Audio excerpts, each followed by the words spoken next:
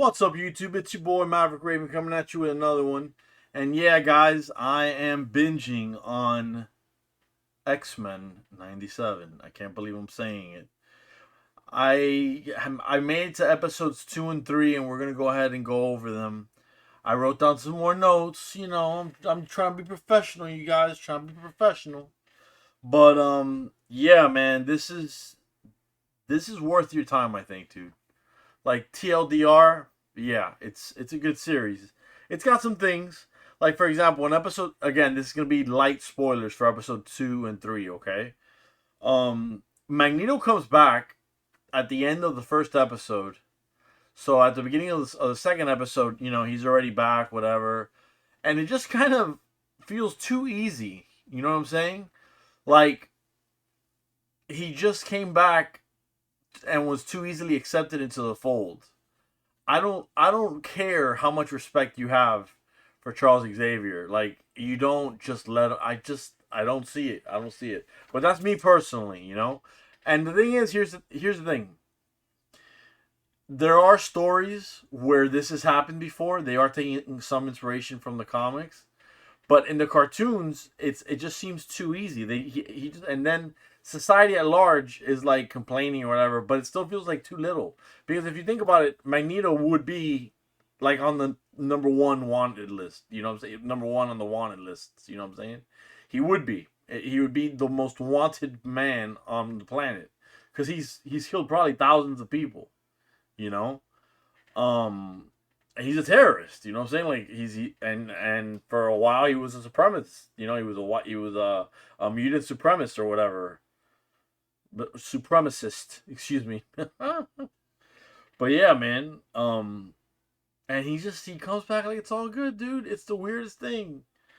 And then I know this is tiny, dude, and I feel petty just even saying it, man. But I hate his costume, dude.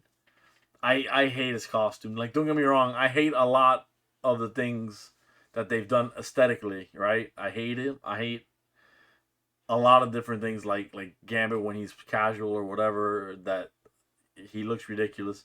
But what they've done with Magneto's costume is just it's bad, dude. It's bad. And it's not just because I'm a fan of the original costume. I don't like the color red. I prefer his costume was not red. But dude, like what he's got now as a costume is crazy, dude. It's crazy. But I gotta say, I love Magneto as the character, dude. There was when he goes into his speeches, it's crazy. It's crazy not to be inspired by him. Like if you put yourself in this world, right, where this is the reality. Homo superior versus Homo sapiens, dude. It would be he's inspiring, dude. Like seriously. And you could see why the mutants would follow him because the guy's charismatic. He knows how to talk. He's menacing and intimidating. It's just crazy, crazy, crazy. There was a cool callback with Jean with her costume, and there was a great callback with Rogue and Magneto and their relationship, which implied that there was something going on there romantically. Um, Dude, at one point, eventually, it's not okay anymore, and the military comes for Magneto at the mansion, and Magneto basically goes, "I yield," and I was just like, "What the fuck? I wouldn't yield, bro. I'm guilty as fuck." If I was Magneto, dude, do not yield, do not yield. I would have been like, "What are you gonna do about it, bro?" That guy's an omega level mutant.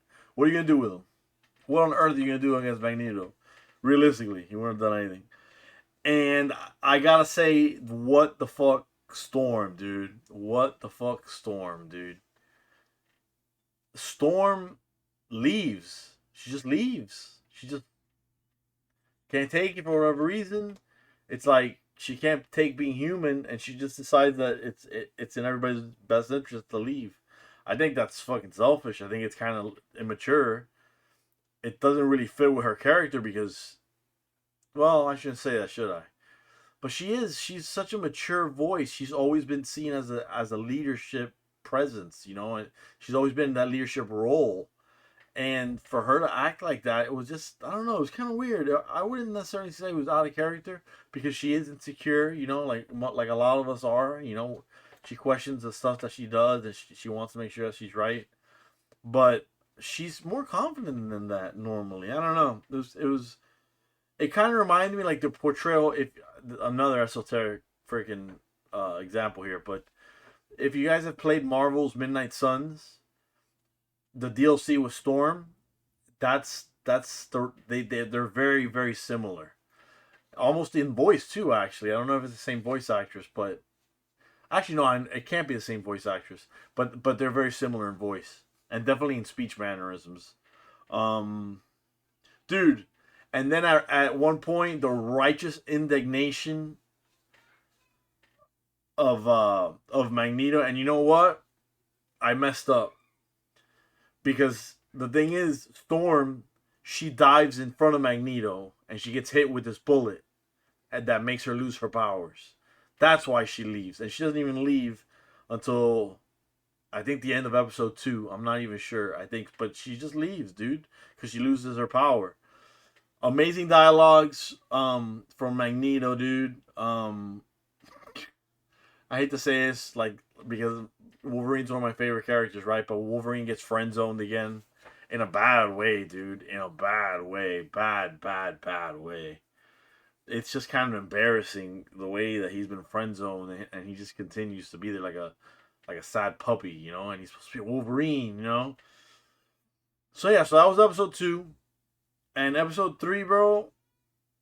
The basically at the beginning, a copy of Jean shows up at the door. And if you guys have been following the Clone Saga with Mr. Sinister, you know that's gonna mean Mr. Sinister's coming in, and he does. He comes in. So what ends up happening is that the woman that showed up at the door, say, and she's like in a hospital gown. She's saying that she needs the X-Men, and her brain is a mess, right? That's actually Jean Grey, the woman that had Scott's baby. She's a clone, dude. She's a clone that Mr. Sinister produced, Madeline Pryor, you know. But man, it's you guys. At one point, they literally imply baby torture, which is crazy. I couldn't believe that they literally were gonna do this, especially Disney. I was like, damn, I really hope they don't do that, but they did, and they basically infected baby Nathan, because anybody who knows that that's Cable, right? And Nathan now has the techno organic virus, dude. So that's crazy. They brought in the Goblin Queen story arc for like, I don't know, 15 minutes or so, which that's a very recent story. I don't know why they're bringing in such recent stories. And bro, at the end, I would say that Jean and Cyclops have a lot to talk about. I would say that Rogue and Gambit have a lot to talk about because I think Gambit suspects something's going on, between Rogue and Magneto. And Magneto can actually, and this is an important note, Magneto can actually touch Rogue for some reason. So yeah, dude. But I don't know. I'm gonna keep binging for you guys. Probably put up the last 2 episodes tomorrow though. So keep it tuned in on this station. It'll be the same bat time tomorrow probably, all over the place. But yeah, you guys, hey, stay safe and stay based.